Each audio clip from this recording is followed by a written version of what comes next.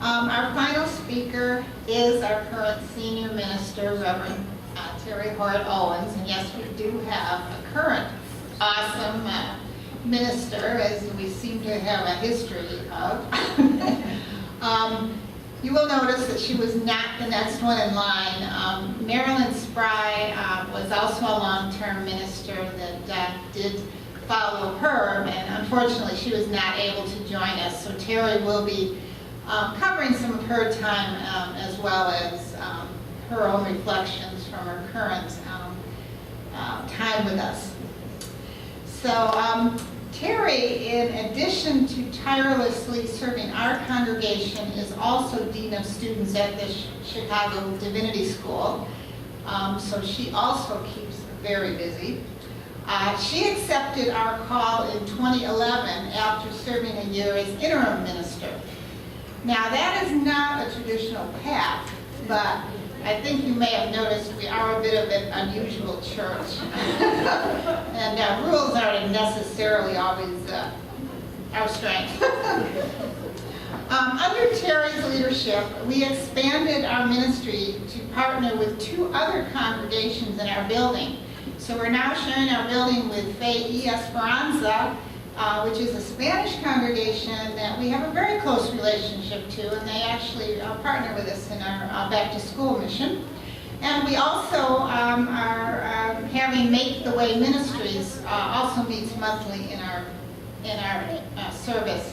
In our building. So we feel very fortunate to be able to use the building for more than just our ministries and let God work with a lot of different ministries in our space. We have also ambitiously expanded our mission to include this back-to-school fair that you may have heard about, which is a 5th one coming up next month. And a shameless plug, we could always use help with our back-to-school fair. There are lots of opportunities. We need school supplies, we need bodies, we need donations. So if anyone's interested, talk to us, because this is an amazing ministry that we do. Anybody looking at it, well, we know that the Holy Spirit's there because there's no earthly way we should be able to accomplish this, and we're doing it for a 5th time this year. So it's a very exciting ministry. We also have modernized our music during Terry's reign with us. You may notice that we no longer have an organ, but we do have a wonderful piano and clavinova and a lot more praise music, and we're trying to come into the 21st century. Terry's also revitalized our commitment to learning with a Feed the Body and Soul series, which is just wonderful, and we are willing to tackle just about any topic. So it's a very exciting educational opportunity. She's also been responsible for bringing our congregations through some very difficult times and embodying our commitment to in essentials unity, in non-essentials liberty, and in all things love. She's not a regional minister yet, but with our past, who knows? Please welcome Reverend Terry Owens. Before I share Marilyn's comments, she did send some things that she wanted me to share. I just want to say, first of all, I'm glad to have my husband and my son and his girlfriend here, so thanks, Walter, for literally moving heaven and earth to get here for at least a part of this. And thanks to this congregation for welcoming me and my family.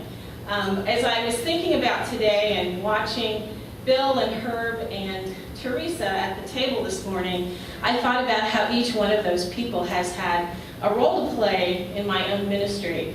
I met Bill and Patty in 1997 when Walter served as the music director for the General Assembly, and Bill was then regional minister, and Bill and Patty and we all sang in the choir. Mitchell was about 7 then, and he sang a solo that night in the children's service where Marion Wright Edelman was speaking, and we have that on video, so we're always talking about that Denver Assembly. Little did I know that 2 years later I'd be entering the University of Chicago Divinity School as an older, non-traditional second career student, and that Bill would be there as Associate Dean of Disciples Divinity House. Herb Knudsen was regional minister, so I went through the in-care process with him. My friends were student ministers in Downers Grove, and I knew Marilyn from her visits to campus.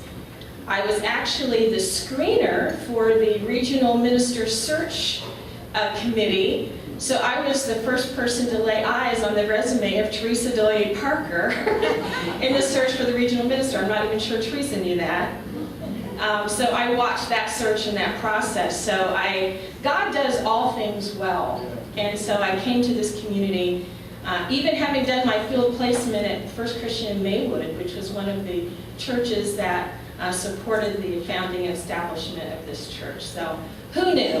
As I said in my reflection, who could have imagined that I would be here? I never thought I'd be a pastor. I wasn't sure. I knew God was calling me, didn't really know what I was going to do. Was in a corporate environment, never saw myself even leaving a corporate job to go to the divinity school, let alone to pastor a church. But boy, God does things well. And I can't tell you how excited and how happy, and most importantly, how fulfilled I am to serve this congregation. These have been some of the most rewarding and growth experiences of my adult life, and it means so much to me that I have you to live out my call among. Let me share Marilyn Spry Holloway's reflections. She was unable to be here today because a group from Hope Partnership was with the congregation, and they are in the process of selling their church in Winter Haven, and she just couldn't be here. First Christian Church of Downers Grove had a rich history of being a teaching congregation for ministry students. It was an integral part of their ministry training. I served as the mentor and teaching pastor for several students during the time I was there.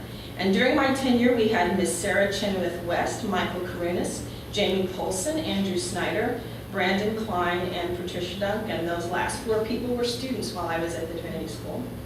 The congregation took seriously its role as a teaching congregation. We encouraged the students to have a wide variety of experiences. I had the pleasure of participating in their ordinations and officiated at 2 of their weddings. When Michael Karunas was to be ordained in his home church, his father died shortly before the ordination. Our entire choir and several other members drove to his home state to participate in the service and gave him extraordinary support. All of the students are now doing excellent ministry. Michael Karunas is now the senior pastor of one of our leading churches, Central Christian in Decatur, Illinois. This was one of the most satisfying aspects of my ministry. For several years, we housed the Head Start program. We began to have a yearly worship service where we invited all the Head Start families. The sermon was translated in Spanish, and we sang several songs in both English and Spanish. This turned out to be one of our largest services. We also began an ecumenical Christmas party with 4 other congregations. Each of the students received Christmas gifts, and their families received a large bag of gifts with necessary products included. There was a program, singing, and refreshments. This was an effort to reach out beyond just providing a facility in which Head Start met. Each year we participated in the Ecumenical Pads program, which provided a space to sleep, and supper, breakfast, and a brown bag lunch to those in need. Our small congregation took the month of February and had an outstanding record of having many volunteers and being faithful to our commitment. We found that visitors during that time often wanted to help and were impressed by this mission. It helped them to get acquainted with our members. There was also an ecumenical effort to establish a pantry and help for local needy persons. Reverend Ed Spry was the first director, and we provided financial help as well as volunteers. This has continued and grown every year.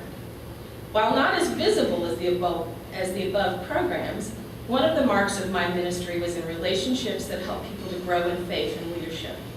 The elders grew in their leadership in worship, pastoral care, and in handling some difficult situations in a wise and spiritual way. I watched a family expecting twins and had the joy of dedicating and later baptizing them. They continued to grow in faith and participation in leadership in the church. Today they are in college, but are continuing to be vitally involved in church. They are examples of so many others. I'm wondering who those people might be. The enrichment of worship through a wonderful choir and musicians, the use of banners, and instituting the sharing of prayer concerns during worship were some of the things that helped to provide a meaningful worship experience. It is difficult to remember all the things that happened, but my ministry at Downers Grove was one of my happiest times in all my life in ministry. I rejoice with you today and pray that you may have another 50 years of growth and service. Marilyn Holloway. So that's love and thanks from Marilyn, who served as pastor from August of 1991 until August of 2005. Ironically, the time that I was called to be the dean of students at the University of Chicago Divinity School.